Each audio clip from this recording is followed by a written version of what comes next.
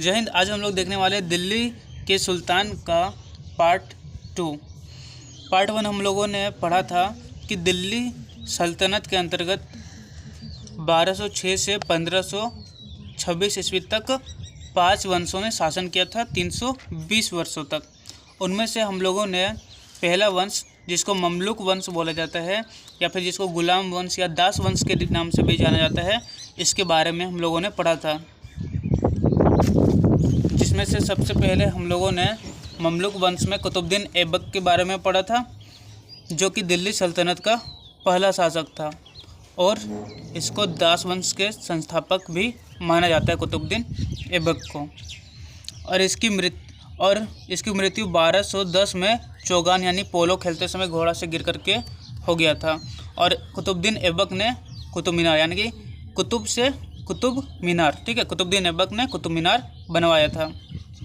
और कुतुबुद्दीन ऐबक है सो बहुत ज़्यादा दान करता था, इसलिए ये लाखों का दान करता था, इसलिए इसको लाखों का दान करने वाले यानी कि लाख बख्श के नाम से भी जाना जाता है। इसके बाद हम लोगों ने इल्तुतमिश के बारे में पढ़ा था, जिसने चालीसा दल का संगठन का निर्माण कराया था, जिसे तुर्क-ए-चहलगानी के नाम से भी जाना जाता है। और इसी के समय में, ये थोड़ा सा इम्पोर्टेंट है कि इसी के समय काल में 1221 में चंगेज़ खां भारत की सीमा पर आया था और इसने एकता प्रथा भी स्टार्ट करवाया था। और इसके बाद हम लोगों ने पढ़ा था रजिया सुल्तान। रजिया सुल्तान कौन थी? तो रजिया सुल्तान दिल्ली की प्रथम व अंतिम महिला शासिका थी। ये बहुत ही ज़्यादा इम्पोर्टेंट है। और उसके बाद फिर हम लोगों ने पढ़ा था बलबन के बारे में कि बलबन ने जो चालीसा दल था सो उसको समाप्त किया था। और लौह एवं रक्त की नीति किसने अपनाई थी? तो बलबन ने अपनाया था, जिसने चालीसा दल का दमन मतलब कि इसको ख़त्म किया। और नवरोज़, उसने ईरानी त्यौहार नवरोज़ को स्टार्ट किया था और अपने राज दरबार में सिजदा और पेबोस यानी कि लेटकर नमस्कार करना और पाँव को चुम्बन लेना ये स्टार्ट करवाया था। यहाँ तक हम लोगों ने पढ़ चुका था। अब हम लोग पढ़ने वाले हैं, अभी तक हम लोग का रिवीजन हो चुका है। अब हम लोग पढ़ने वाले हैं खिलजी वंश। ये हम लोगों का दूसरा वंश है जिसका नाम है खिलजी वंश। पहले ये बताइए आप लोग कि टोटल दिल्ली सल्तनत में कितने शासन है, मतलब कि कितने वंश है? तो टोटल कितने वंश है? टोटल 5 वंश है। 5 वंश में हम लोगों ने ममलुक वंश ख़त्म कर चुका है। ये हम लोगों का दूसरा वंश है जिसका नाम है हम लोगों का खिलजी वंश, ठीक है। तो खिलजी वंश का संस्थापक फिरोज खिलजी था, ठीक है। तो पहला क्वेश्चन हम लोग का बनता है पहले लाइन से कि खिलजी वंश का संस्थापक कौन था? तो फिरोज खिलजी था, जिसने सत्ता पर अधिकार करने के बाद जलाउद्दीन की पदवी धारण की। मतलब कि इसने अपना एक पद धारण किया। जैसे कि हम लोग अगर कभी सुनते हैं doctor APJ Abdul Kalam, doctor Rajendra Prasad, तो उन्हीं के आगे जो नाम के आगे जो डॉक्टर लगाया, सो डॉक्टर क्या, वो डॉक्टर जो ऑपरेशन करते हैं वो वाले डॉक्टर होते हैं क्या? नहीं, वो डॉक्टर नहीं, वो PhD जो करते हैं ना, जो प्रोफेसर बनते हैं, जो पढ़ाई लिखाई में बहुत ज़्यादा पढ़ते हैं, तो उनके आगे डॉक्टर लगता है। तो उसी तरीके से खिलजी ने, मतलब कि जो फिरोज खिलजी था, तो उसने भी अपने नाम के आगे जलाउद्दीन की पदवी धारण की थी, ठीक है। तो जलाउद्दीन किसको बोला जाता है? तो जलाउद्दीन फिरोज खिलजी को बोला जाता है, जिसने खिलजी वंश का स्थापना किया था। उसने 1290 से 1296 तक शासन किया। खिलजी शासकों के समय दिल्ली सल्तनत का चरम विकास हुआ। मतलब कि जब खिलजी वंश का जब शासन यहाँ पर आया था, तब दिल्ली सल्तनत में बहुत ज़्यादा विकास हुआ, मतलब चरम विकास पर हुआ था। मतलब बहुत ज़्यादा विकास हो रहा था, बहुत ज़्यादा डेवलपमेंट हो रहा था दिल्ली में। हम लोगों ने खिलजी वंश का पहला शासक को पढ़ चुका है। पहला शासक कौन था? पहला शासक जलाउद्दीन फिरोज खिलजी था, जिसने जलाउद्दीन का उपाधि धारण किया था, ठीक है। अब यहाँ पर देख सकते हैं दिल्ली के द्वारा अपना चरम पर कितना ज़्यादा था कि इतना जगह पर शासन किया था। अब हम लोग नीचे देखने वाले हैं, देखिए यहाँ पर अलाउद्दीन खिलजी का दक्षिण भारत अभियान। मतलब कि अभी हम लोग क्या पढ़ने वाले हैं? अलाउद्दीन खिलजी पढ़ने वाले। इससे पहले हम लोगों ने क्या पढ़ा? जलाउद्दीन खिलजी पढ़ा। अब हम लोग अलाउद्दीन खिलजी को पढ़ने वाले हैं, ठीक है। अलाउद्दीन खिलजी। अलाउद्दीन का 20 वर्ष का शासनकाल सल्तनत के इतिहास का एक महत्वपूर्ण अध्याय है। मतलब कि अलाउद्दीन ने कितने वर्षों तक शासन किया? टोटल 20 सालों तक शासन किया। वह एक दूरदर्शी शासक था, मतलब कि वो बहुत ज़्यादा दूर का सोचता था, मतलब फ्यूचर का सोचता था। दूरदर्शी मतलब ये नहीं कि दूर देखता था, दूरदर्शी मतलब कि वो फ्यूचर के बारे में थोड़ा सोचता था, भविष्य के बारे में कैसा अच्छा हो क्या खराब रहेगा। सबसे पहले उसने गुजरात, मालवा, उसे अपार धन संपत्ति गुजरात, मालवा और राजपुताना पर अधिकार जमाया। मतलब कि सबसे पहले उसने क्या किया, यहाँ पर चित्र में हम लोग देख सकते हैं कि सबसे पहले यहाँ पर गुजरात की तरफ, मालवा की तरफ, यहाँ पर जो भी यहाँ पर राजपूत थे, चित्तौड़गढ़ तरफ, रणथंभौर तरफ, तो वहाँ पर जाकर के अपना सबसे पहले अधिकार जताया। जैसे कि यहाँ पर हम लोग का डेट भी देख सकते 1299 में गुजरात में है, 12 फिर 1301 में रणथंभौर में, फिर 1303 ईस्वी में चित्तौड़गढ़ में। तो यहाँ पर अपना शासन मतलब कि अभियान चलाया।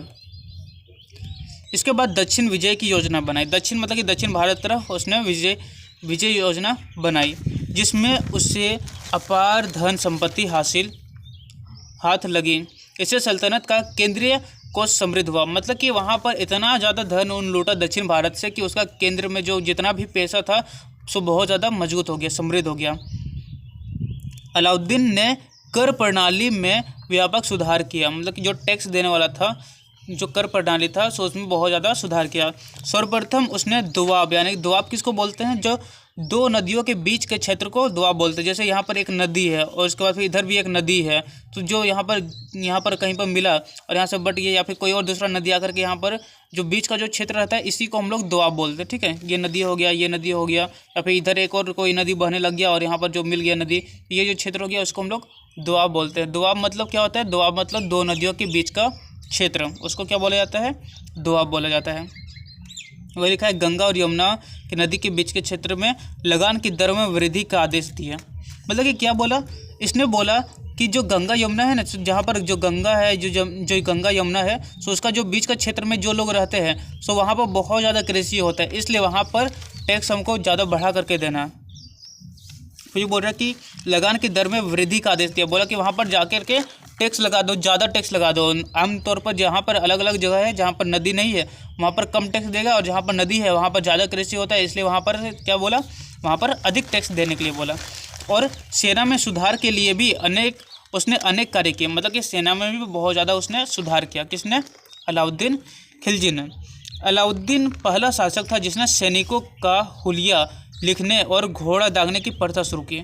ये आप लोग थोड़ा सा याद रखिएगा कि सैनिकों का हुलिया लिखने और घोड़ा दागने की प्रथा किसने शुरू की थी। घोड़ा दागने का प्रथा मतलब होता है घोड़े के ऊपर नंबर लिखवाना कि इतना नंबर घोड़ा हम लोगों का है। मतलब कि उसके ऊपर एक तरह का मार्कर लगा देना कि जिससे हम लोग को पता चलेगा कि हम लोग का घोड़ा कौन सा है। तो घोड़ा दागने की प्रथा किसने शुरुआत किया था, तो अलाउद्दीन खिलजी ने शुरू किया था। ठीक है, शेर शाह और अकबर ने भी इस प्रथा को जारी रखा।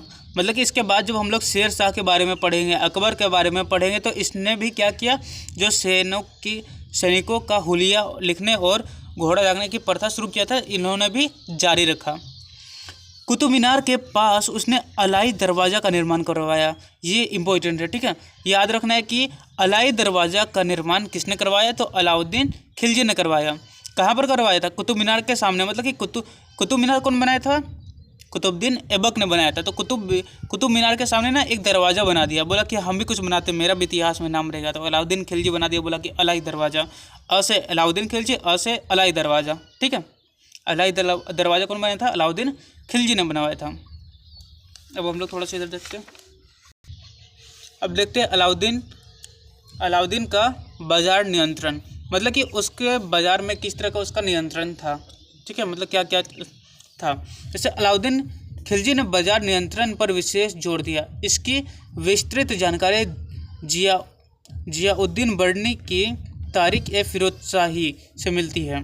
ये आपको याद रखना है फिर से कि जियाउद्दीन बर्नी था, सो उसने अपना एक बुक लिखा था जिसका नाम था तारीख ए फिरोजशाही। ठीक है, जियाउद्दीन बर्नी ने कौन सा पुस्तक लिखा था, तारीख ए फिरोजशाही से मिलती है। अलाउद्दीन ने इसके तहत कई नए पदों का सृजन किया। पद मतलब कि बहुत सारे नए नए नौकरी का निर्माण करवाया। ठीक है, किसने, अलाउद्दीन खिलजी ने। दीवान ए रियासत, उसने एक पद बनाया जिसका नाम था दीवान ए रियासत। इसमें क्या होता था, ये व्यापारियों एवं बाजार पर पूर्ण नियंत्रण रखता था। मतलब कि जितने भी व्यापारी है या फिर जितना भी बाजार है जहाँ पर सामान वामान बिक रहा है, तो उस पर कंट्रोल करने के लिए एक बनाया जिसका नाम था दीवान ए रियासत। दीवान ए रियासत, रियासत मतलब कि ये क्या करता था, व्यापारी और बाजार पर पूर्ण नियंत्रण रखता था। मतलब कि देखता था बाजार में कितना सब कुछ दाम उम ठीक रखा है ना, कि कोई ज़्यादा दाम तो नहीं बढ़ा दिया, कोई बहुत कम तो नहीं रख दिया, किसी को कम पैसा तो नहीं मिल रहा, ठीक है, मतलब कोई बहुत ज़्यादा अपना फ़ायदा तो नहीं कर रहा है। तो इस तरह से बाजार नियंत्रण फिर व्यापारियों को देखता था। तो ये कौन देखता था, दीवान ए रियासत, ठीक है। नेक्स्ट है सहना ए मंडी। अब ये मंडी मतलब क्या हो गया, सहना ए मंडी मतलब यह बाजार का अधीक्षक होता है, जहां सभी व्यापारियों को इनके दफ्तर में अपने को पंजीकृत करना पड़ता है। मतलब कि जितने भी व्यापारी है, जितने भी मतलब कि यहाँ पर बिजनेसमैन है, तो उनको पहले यहाँ पर दफ्तर में लिखाना पड़ता है कि हाँ हम भी व्यापारी है, हम भी अपना सामान बेचेंगे। तो इसके लिए वहाँ पर पंजीकृत मतलब कि वहाँ पर रजिस्टर में अपना नाम लिखाना पड़ता है। मतलब कि मंडी में सामान बेचने के लिए व्यापारियों को वहाँ पर अपना नाम लिखाना पड़ता है, ठीक है। तो सहना ए मंडी क्या था, तो वो था जहाँ पर व्यापारियों को पंजीकृत करना पड़ता था अपना दफ्तर में जाकर के, ठीक है, उनके दफ्तर में जाकर के पंजीकृत अपना नाम लिखाना पड़ता था कि हमको भी सामान बेचने के लिए इजाज़त मिलना चाहिए। अब एक और स्टार्ट किया था जिसका नाम था बरीद। अब ये बरीद मतलब क्या है, बरीद मतलब कि यह प्रत्येक बाजार का निरीक्षण करता था। मतलब कि जितने भी बाजार थे वहाँ पर देखता था कि हर बाजार में सही दाम में मिल रहा है कि नहीं, कहीं पर ज़्यादा, या फिर ये इसी टाइप से बरीद बाजार का निरीक्षण करता था। निरीक्षण मतलब देख रेख करता था, बाजार में कहीं लड़ाई झगड़ा तो नहीं हो रहा है, सब कुछ तो ठीक चल रहा है। तो उसने व्यापारियों से बेईमानी रोकने के लिए, मतलब कि जो भी व्यापारी थे सो बहुत ज़्यादा बेईमानी करते थे, तो इसलिए बेईमानी को रोकने के लिए कम तोलने वाले व्यक्ति के शरीर पर उतने ही मांस काटने का आदेश दे दिया था। मतलब यहाँ पर बोला जा रहा है कि अगर कोई व्यक्ति है, अगर वो सामान को मतलब कि कर कम तोलता है, मतलब कि वो अगर वजन किया है 1 किलो और उसमें वजन हो रहा है 900 ग्राम, या अगर वो वजन को कम कर रहा है, तो अगर वो 100 ग्राम अगर कम किया है तो उसके शरीर से उतना ही मांस काट लिया जाता था। मतलब कि हाथ तो मतलब समझ सकते कि मांस को काट दिया जाता था। ऐसा अलाउद्दीन खिलजी का बाजार नियंत्रण था, मतलब कि बहुत ज़्यादा सख्त था। मतलब कोई भी वहाँ पर बेईमानी नहीं कर सकता। अगर बेईमानी अगर किया कोई तोलने नापने में, तो डायरेक्ट उसका शरीर का मांस हाथ पे या फिर कुछ भी जो भी है काट दिया जाएगा। इन प्रयासों के तहत बाजार में वस्तुओं की कीमतों पर अंकुश लगा, मतलब कि नियंत्रित रहता था। अमीर खुसरो के अनुसार अलाउद्दीन के बाजार नियंत्रण का उद्देश्य आम लोगों को राहत पहुंचाना था। मतलब कि आम लोगों को सही दाम में सही चीज़ मिल सके, उन लोगों को सही तोलने मापने में वाला सभी सही सामान मिल सके। मतलब कि जितना वजन क्या है उतना सामान मिल सके। नहीं तो अगर किसी व्यक्ति को अगर पकड़ लिया जाता था तो उसको बहुत ज़्यादा, मतलब अगर कोई व्यक्ति अगर तोलने नापने में अगर कंजूसी मतलब कि बेईमानी करता था तो उसका मांस उतना काट दिया जाता था। वही यहाँ पर लिखा है बरीद का मतलब। अब नेक्स्ट टॉपिक है हम लोगों का तुगलक वंश। मतलब कि हम लोगों ने अभी अलाउद्दीन खिलजी यानी कि खिलजी वंश को भी ख़त्म कर चुका है। मतलब कि हम लोगों ने अभी तक क्या क्या ख़त्म किया, पहला हम लोगों ने ख़त्म किया था ममलूक वंश, इसको गुलाम वंश बोलते हैं। ममलूक वंश में हम लोग 4 वंश देखे थे, जिसका नाम था कुतुबुद्दीन ऐबक था, दूसरा का नाम था इल्तुतमिश, तीसरा रजिया सुल्तान, चौथा बलबन। उसके बाद हम लोगों ने खिलजी वंश स्टार्ट किया। पहला था जलाउद्दीन खिलजी और दूसरा अलाउद्दीन खिलजी, ठीक है। अलाई दरवाज़ा का निर्माण किसने करवाया था?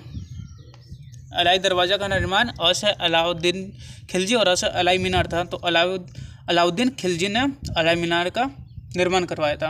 अब हम लोग तीसरा वंश देखने वाले हैं। तो तीसरा वंश हम लोगों का है तुगलक वंश, ठीक है।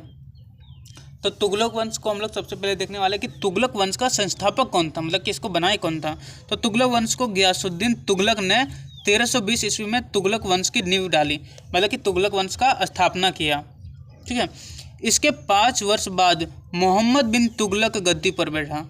मतलब कि सबसे पहले कौन आया था? तो गियासुद्दीन तुगलक। तुगलक वंश का संस्थापक कौन था? गियासुद्दीन तुगलक, ठीक है। ये आप लोग को याद रखना है, गियासुद्दीन तुगलक कौन था? तुगलक वंश का संस्थापक। उसके बाद फिर कौन बैठता है? मोहम्मद बिन तुगलक गद्दी पर बैठा। वह कुशल और साम्राज्यवादी शासक था। कौन? मोहम्मद बिन तुगलक।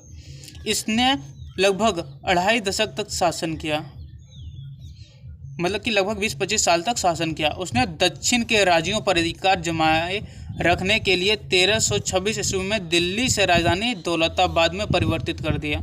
मतलब कि इसने क्या सोचा? इसने सोचा कि अगर दिल्ली में अगर राजधानी रहेगा तो दिल्ली तक ही हम लोगों का शासन रहेगा। हम लोग क्या करते हैं, हम लोग अपना जो शासन है सो हम लोग अपना राजधानी को नीचे ले आते हैं, मतलब दक्षिण भारत में ले आएंगे ना, तो दक्षिण भारत पर भी हम लोग अपना राज्यों पर अधिकार कर लेंगे। तो इसलिए क्या क्या दिल्ली से कहाँ पर ले आया, दौलताबाद। ये भी क्वेश्चन पूछा जाएगा कि दिल्ली से राजधानी दौलताबाद की किस मुगल शासक ने या फिर किस राजा ने किया था, तो वो हम लोगों का आंसर होगा मोहम्मद बिन तुगलक। मोहम्मद बिन तुगलक ने क्या किया, दिल्ली से राजधानी दौलताबाद में परिवर्तित कर दिया। तुगलक वंश का संस्थापक को याद करने के लिए हम लोग इस तरह से रख सकते हैं कि तू गया, ठीक है, तू गया, यानी कि तुगलक वंश का संस्थापक गया, मतलब गया मतलब गयासुद्दीन तुगलक। तुगलक में तो तुगलक लगा ही रहेगा, तो तू गया, ठीक है। तुगलक वंश का संस्थापक गयासुद्दीन तुगलक। तू मतलब तुगलक वंश का संस्थापक गयासुद्दीन तुगलक, ठीक है। गयासुद्दीन तुगलक तुगलक वंश का संस्थापक था। उसके बाद फिर मोहम्मद बिन तुगलक, उसने क्या किया, दक्षिण राज्यों पर अधिकार जमाने के लिए राजधानी दिल्ली से दौलताबाद ले गया। उसने सिक्कों में सुधार कर अनेक प्रकार के सिक्के जारी किए, मतलब कि उसने क्या किया, अलग अलग प्रकार का सिक्का जारी किया। जैसे मोहम्मद बिन तुगलक ने सांकेतिक मुद्रा का मतलब पहले जो जैसे कोई भी मुद्रा होता था, पैसा होता था ना, तो सिर्फ सोना ही रहता था, उसमें कुछ लिखा हुआ नहीं रहता, सोना का सिक्का रहता था, ठीक है, तो उसमें कुछ लिखा हुआ नहीं रहता था।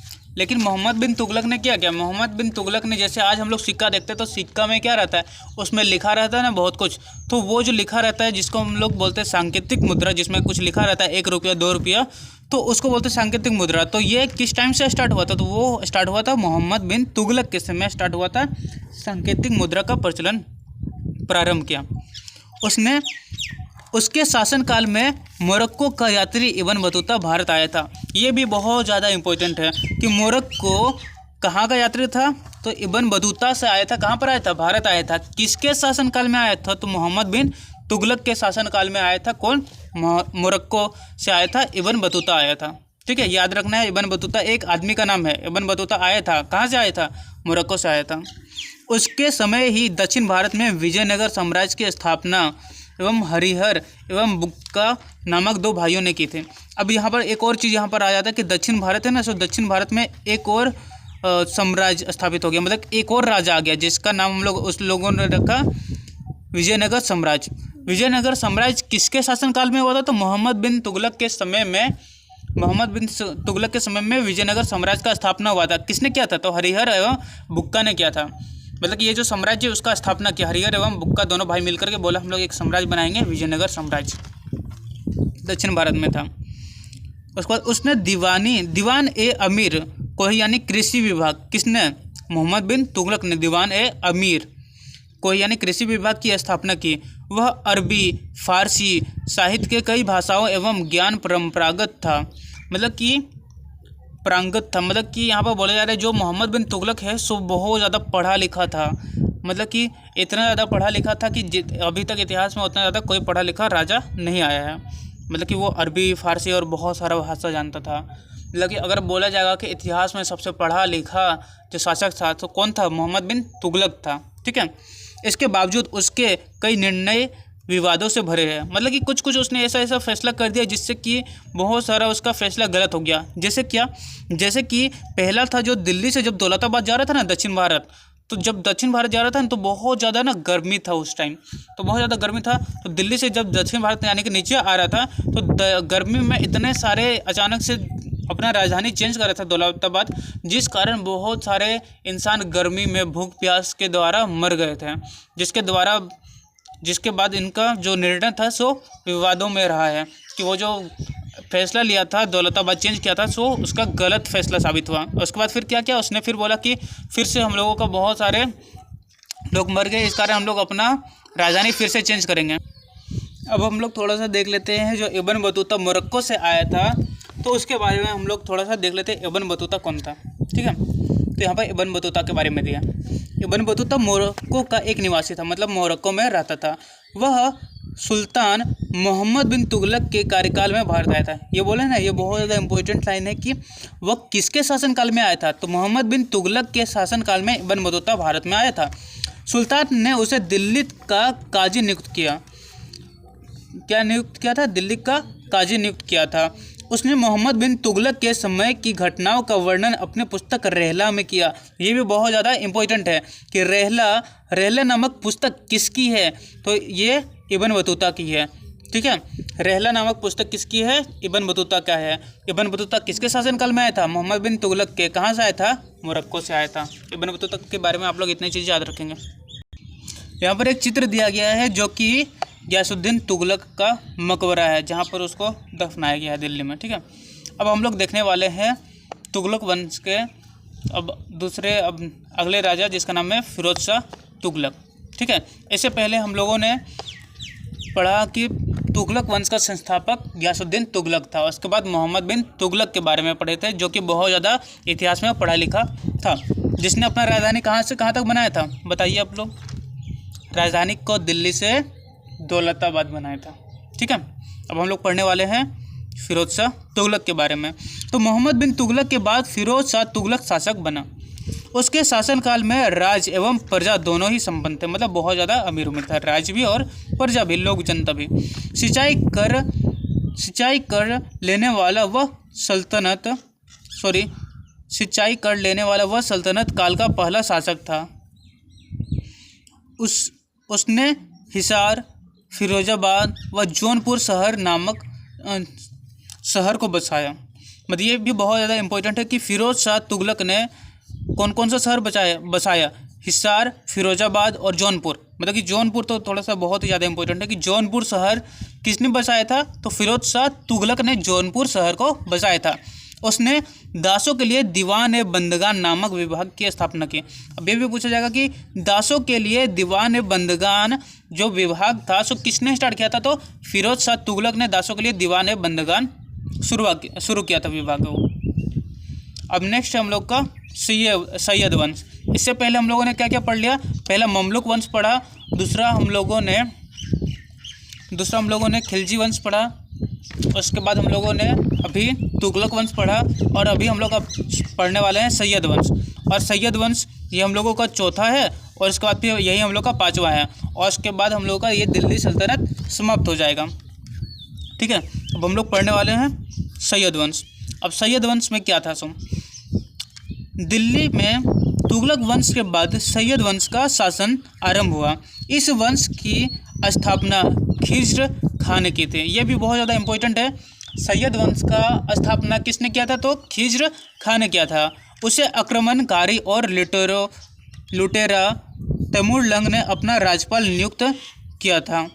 मतलब कि यहाँ पर हम लोग देख सकते हैं तैमूरलंग जो लुटेरा था, जो कि हर जगह जा करके लूटता था, जो एक आक्रमणकारी था, हर देश में जा करके तैमूरलंग जा करके लूटता था। तो उसने अपना राज्यपाल नियुक्त किया था, किसको, खिज्र खां को, और वही सैयद वंश का क्या है, संस्थापक है। उसने दिल्ली का वास्तविक शासक या फिर दौलत खां को पराजित कर सैयद वंश की नींव रखी। मतलब कि यहाँ पर देखिए, यहाँ पर एक लाइन यहाँ पर छुपा हुआ है कि जो दिल्ली का वास्तविक शासक यहाँ पर पहला क्वेश्चन बनता है कि दिल्ली का वास्तविक शासक कौन था, तो दौलत खां था। ठीक है, दौलत खां को क्या पराजित किया, मतलब कि उसको हरा दिया, इसको हटाया, और दौलत खां की जगह खिज्र खां खुद आ गया और सैयद वंश का स्थापना किया, यानी नींव रखा। वह अपनी लोक कल्याणकारी गतिविधियों और प्रशासन में मानवीय दृष्टिकोण के लिए दिल्ली की जनता के बीच काफ़ी लोकप्रिय था। इसके बाद के सुल्तान आपसी लड़ाई में उलझे रहे। मतलब कि जो खिज्र खां के बाद जो भी राजा हैं सो अपने आप में ही सत्ता के लालच में कि हम राजा बनेंगे, तो उसमें उसी लड़ाई में उलझते रहे, और 1451 ईस्वी में लोधी वंश की स्थापना हुई। मतलब कि उसके बाद क्या हुआ, ये लोग जितने भी राजा थे वो लोग लड़ते रहे, और उसके बाद फिर एक लोधी वंश का एक राजा आता है जो कि सैयद वंश के अंतिम राजा को ख़त्म कर देता है, और उस राजा को मारने के बाद वो लोग स्टार्ट कर देता है अपना पाँचवा वंश, जो कि अंतिम वंश है, लोधी वंश। ठीक है, लोधी वंश आखिरी वंश है दिल्ली सल्तनत का। ठीक है, तो दिल्ली सल्तनत में के राजवंशों में लोधी अंतिम था। ठीक है, लोधी वंश अंतिम था। वही हम बोले कि दिल्ली सल्तनत का अंतिम वंश कौन था, तो लोधी वंश अंतिम वंश था। ठीक है, 1451 में बहलोल लोधी ने लोधी वंश का नाम से प्रथम अफगान राज्य की स्थापना की। ठीक है, जो ये बहलोल लोधी था, सो बहलोल लोधी कहाँ का था, तो अफगान का हम लोग बोल सकते हैं रहने वाला था, यानी कि अफगान राज्य का स्थापना किया। बोला जाएगा लोदी वंश का संस्थापक कौन था, तो वो बहुत ज़्यादा बहलोल लोदी था। ठीक है, उसका अधिकार समय विद्रोह के दमन में बीता, मतलब कि बहुत ज़्यादा विद्रोह कर रहे थे लोग बहलोल लोदी के खिलाफ, तो वही विद्रोह को रोकने में गया बहुत ज़्यादा समय। बहलोल लोदी ने दिल्ली सल्तनत के सभी शासकों में सर्वाधिक समय तक 38 वर्षों तक शासन किया। मतलब कि यहाँ पर बोला जाएगा कि दिल्ली सल्तनत का ऐसा कौन सा राजा था जिसने सर्वाधिक समय तक शासन किया, तो वो था हम लोगों का बहलोल लोदी, जिसने कितना साल तक 38 सालों तक शासन किया दिल्ली सल्तनत पर। उसने दिल्ली सल्तनत को पुनर्स्थापित किया, मतलब कि फिर से स्थापित किया, और जौनपुर का दिल्ली सल्तनत में विलय उसकी सबसे बड़ी उपलब्धि थी। मतलब कि जौनपुर को दिल्ली में क्या किया, उसने मिला दिया। जौनपुर का संस्थापक कौन था, मतलब कि जौनपुर शहर किसने बसाया था, अभी थोड़ी देर पहले पढ़े थे, फिरोज शाह तुगलक ने बसाया था। और क्या बसाया था, फिरोजाबाद बसाया था और हिसार बसाया था। तो ये आप लोग याद रखेंगे। ठीक है, जौनपुर किसने बसाया था, जौनपुर शहर फिरोज शाह तुगलक ने बसाया था। ठीक है, नेक्स्ट हम लोग का राजा है जिसका नाम है सिकंदर लोदी। सिकंदर लोदी का मूल नाम निजाम खां था। मतलब कि इसका ओरिजिनल नाम निजाम खां था। ठीक है, सिकंदर लोदी का मूल नाम क्या था, निजाम खां किसका नाम है, तो सिकंदर लोदी का मूल नाम है। बहलोल लोदी था, उसका मृत्यु हो जाने के बाद 1479 ईस्वी में दिल्ली का सुल्तान बना। ठीक है, दिल्ली का सुल्तान कौन बना, बहलोल लोदी के बाद सिकंदर लोदी बना। उसने सीमा विस्तार, मतलब कि जो अपना राज था, सो अपना राज का विस्तार, मतलब कि बड़ा क्षेत्र करने के लिए तथा साथ आर्थिक सुधार पर भी जोर दिया। मतलब कि उसने पैसों पर भी जोर दिया कि पैसा कैसे थोड़ा सा बढ़ाना है, कमाना है, मतलब कि कैसे हम लोगों को कर बढ़ाना है, कैसे हम लोग को और ज़्यादा पैसा करना है। भूमि की माप के लिए गज ए सिकंदरी, किसके लिए, भूमि का मतलब जमीन जो होता है, तो जमीन का नाप के लिए गज ए सिकंदरी नामक प्रमाणिक माप प्रारंभ किया। मतलब कि यहाँ पर बोला जा रहा है जैसे कि अगर हम लोग अभी ज़मीन लेते हैं तो उसके लिए हम लोगों को ज़मीन नापना पड़ता है। तो ज़मीन नापने का स्टार्ट कब हुआ, तो स्टार्ट होता सिकंदर लोदी ने स्टार्ट किया था गजे सिकंदरी, जिसमें क्या होता था, ज़मीन का नाप होता था शुरुआत में। ठीक है, कहीं पर तो स्टार्ट हुआ था, तो भूमि नापने का कहाँ पर स्टार्ट हुआ था, तो सिकंदर लोदी ने गजे सिकंदरी नामक प्रणाली बनाया था जिसके द्वारा ज़मीन को नापा जाता था, जिसमें 39 खाने थे। और यह मुगल काल का एक प्रचलित रही, मतलब कि मुगल काल तक यह प्रचलित रही ये गजे सिकंदरी। सिकंदर लोदी ने आगरा शहर की स्थापना की। ये भी बहुत ज़्यादा इंपॉर्टेंट है कि सिकंदर मतलब कि आगरा शहर का स्थापना किसने किया, तो आगरा शहर का स्थापना सिकंदर लोदी ने किया था। उसका मकबरा दिल्ली में है, मतलब कि सिकंदर लोदी जब मर गया तो उसका मकबरा कहाँ पर है, दिल्ली में है। यहाँ पर हम लोग देख सकते हैं कि उसका मकबरा ये दिल्ली में कैसा दिखता है, ये है सिकंदर लोदी का मकबरा, यहाँ लिखा दिल्ली स्थित सिकंदर लोदी का मकबरा। अब हम लोग लास्ट पढ़ने वाले हैं जिसका नाम है इब्राहिम लोदी। ठीक है, इब्राहिम लोदी।